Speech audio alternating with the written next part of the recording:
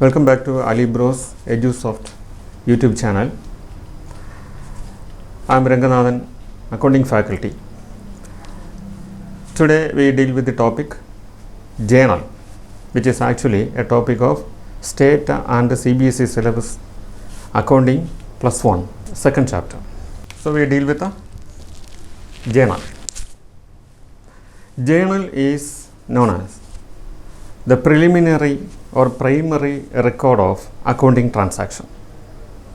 It is known as the books of original entry. Every business transaction will be first recorded in a set of books called a journal. So in the accounting process, transactions will be recorded first in a set of books known as journal. That is why this journal is known as books of original entry. For recording purpose, in order to record transactions in the journal, we have to make some analysis. First thing is, what is a transaction?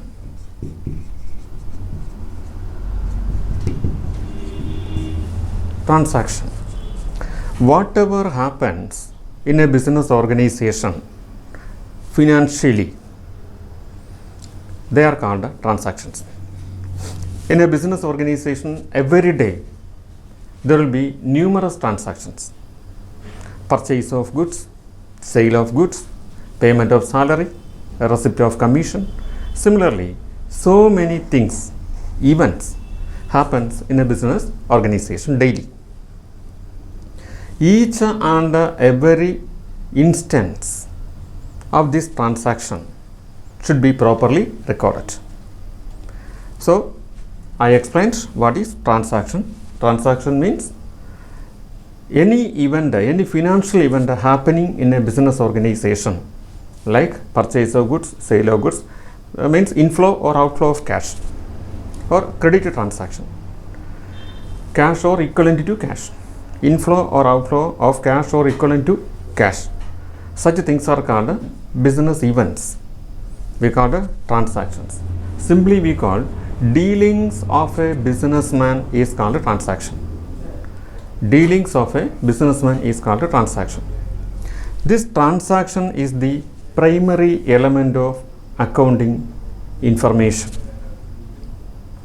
An accountant has to analyze each and every transaction and find out the aspects contained in the transactions. First, I write a transaction here.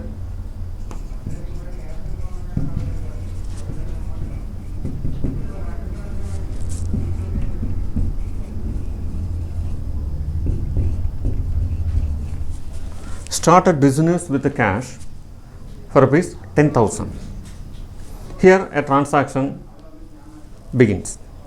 A businessman starting his business by investing rupees 10,000 here. So cash comes into the business. This cash was invested by the businessman, that means the entrepreneur, as capital into the business.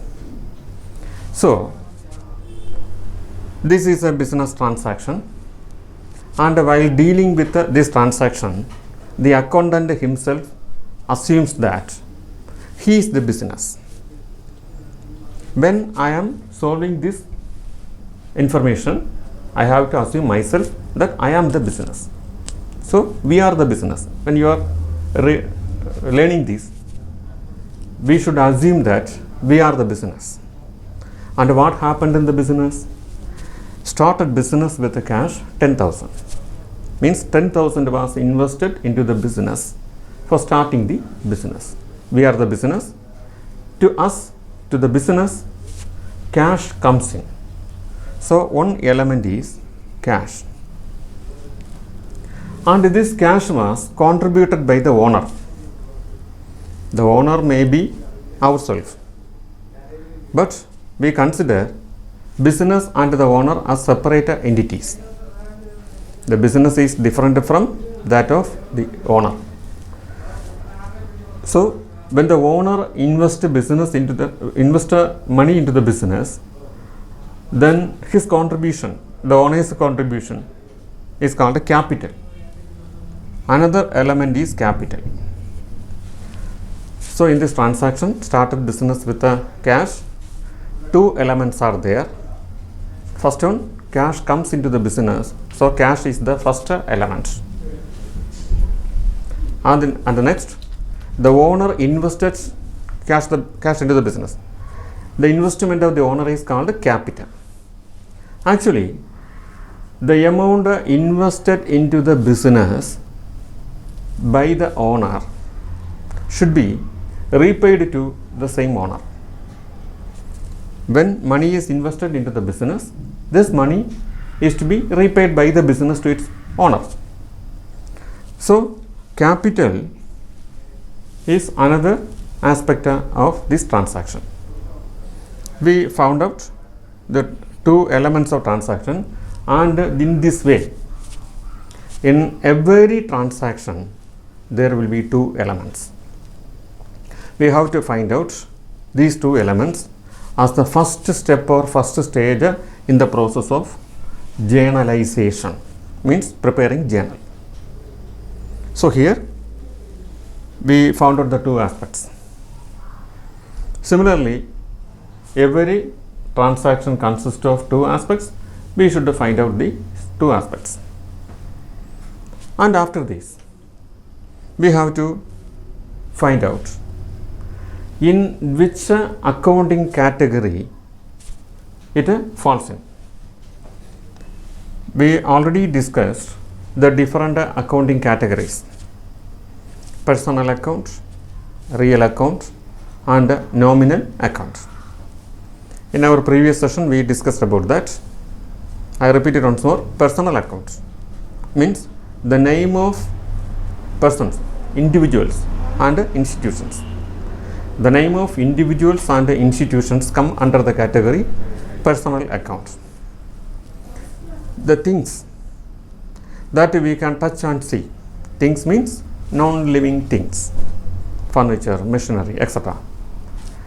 These non-living things that we can touch and see, they come under the category of real accounts. And finally, nominal account. Those items which are neither personal nor real are called nominal accounts.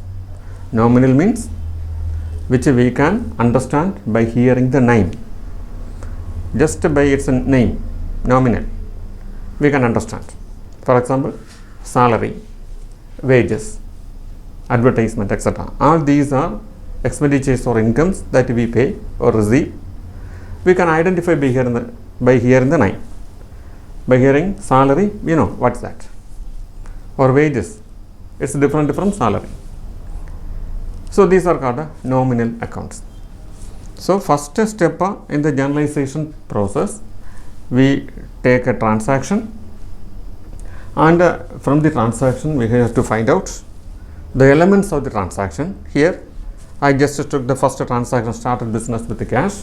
Usually every business opens with this transaction from its starting stage. So this is the first transaction, and we found out the aspects in this transaction. What are they? Cash and capital. How this becomes aspects of the transaction? When cash is invested into the business, cash comes into the business, so cash is an aspect. At the same time, the received cash should be retained by the organization, business organization, to the contributor. He is called owner, to the contributor, and the contributor's share is called capital. If Mr. X contributed capital to the business, then this will be known as X capital. So this capital aspect is associated with the name of the person who is contributing this. Okay. Now we have to categorize these things, whether it comes under personal account, real account, or nominal account. Cash. Cash is not an individual or institution. It is a thing that we can touch and see. So it comes under the category of real accounts. Once more, cash is a thing. We can touch and see and identify that it's real. So it comes under the category of real account. Then capital. I already told the capital is associated with the name of person who contributed this amount. Suppose X contributed amount into the business, it is not X capital. If simply we said capital, it means contributors, the owner's amount is called capital. So owner's name is silent here.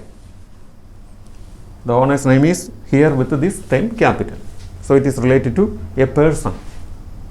Since capital is related to the owner, that means a person, an individual, it comes under the category of personal account. So capital related to personal account and cash related to real account. Now we categorize the aspects into one falls under the category of real account and another falls under the category of personal account. So the second stage is over. In the first stage we identified the transaction and found out the two aspects inherent in the transaction. As the second step, we categorized the aspects that whether they fall under personal account, real account or nominal account. And the third stage or next stage is that applying the rules of accounting. Personal, real and nominal accounts have its own rules. We already discussed in our previous session that a personal account rule. I repeat that once more. Personal account rule: debit the receiver and credit the giver. Real account rule, which is debit what comes in and credit what goes out. Then nominal account rule is debit all expenses and losses and credit all incomes and gains. In these three rules, in the first aspect, cash, as it is related to real accounts, we have to apply real account rule to decide whether cash is to be debited or credited. The real account rule is debit what comes in and credit what goes out. Here cash, when started business with the cash, when business is started with the cash, amount, money, cash is coming into the business. Here cash comes in, cash is coming into the business. As the real account rule is debit what comes in, as here cash is comes in, here cash is to be debited. Cash is to be debited. But for debiting this, we just show the symbol DR. Usually we say it as debited. We just show its symbol as DR. Capital letter D and small letter R symbolizes debited or debit aspects. Next aspect, capital. We identified that capital is related to its owner. It is related to personal. So it is personal account. The rule of personal account is that debit the receiver and credit the giver. For the business, owner is giving money. The owner gave capital to the business. So actually owner is the giver. What's the rule? Debit the receiver. Here the owner is not the receiver but giver. So credit the giver. That aspect is to be applied. So personal account here is to be credited. For crediting this, we simply show CR as its short form. Thus we decided which item in this transaction is to be debited or credited. Debit aspect and credit aspect was identified through this process. The first process is identification of the transaction. The next process is finding the aspects contained in the transaction. Here the transaction is started business with the cash, and the aspects related to the business are cash and capital. Cash comes into the business and the capital was contributed by the owner. Cash comes under real account, and the real account rule is debit what comes in and credit what goes out. So here cash comes in, so it is to be debited. And capital account is coming under the category of personal account. And for a person, if he is the receiver, he should be debited. If he is giver, he should be credited. Here, personal account, the owner is giving it and it is to be credited. After finding this, we write in the form of journal. Actually, all these things are mental exercise. We have to decide which is to be debited and which is to be credited. I just wrote here, but everything is to be processed in our mind. What is the aspect which is to be debited, which is to be credited, all we decided. It's a mental process. After that, we write up in a journal.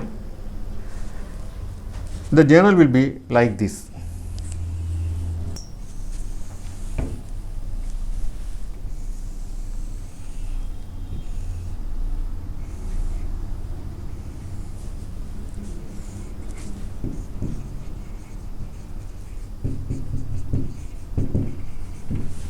Journal will be like this by preparing a journal entry page. And in this page, on its leftmost, there will be date column. And the next column is particulars. Here another column, ledger folio. We simply show it as LF, ledger folio. And another is amount debit and amount credit. So these are the columns in a journal. What are they? Leftmost there will be date column, and the next large column it is particulars. Then LF means ledger folio. Ledger folio means, I already told that journal is the books of original or entry or first entry in which transactions are recorded for the first procedure. And from this journal we have to prepare another set of books called ledger. Write up in the journal like this. Date, put the date and debit item first, write DR, amount on the debit amount column, and write after leaving some space, then write the credit aspect and write the amount in the credit column. And you have to note one more thing, that the debit amount and the credit amount will be same always. Here it means 10,000 amount cash came into the business, and 10,000 amount capital was introduced in the business. Always the amount will be same. It will never change. The debit aspect amount and the credit aspect amount will always be the same. It cannot be a different amount. It will always be equal. So we use a term in accounting that tally means it is equal, tallied, equal, equated. Debit aspects and credit aspects always get equated, tallied. After writing these aspects, we have to show a short description regarding the transaction. What was happened here? Started business with the cash. So we proceeded with the first transactions here, and The further transactions will be processed in the next session. In case any doubts regarding these topics, you have to contact through the mail ID given.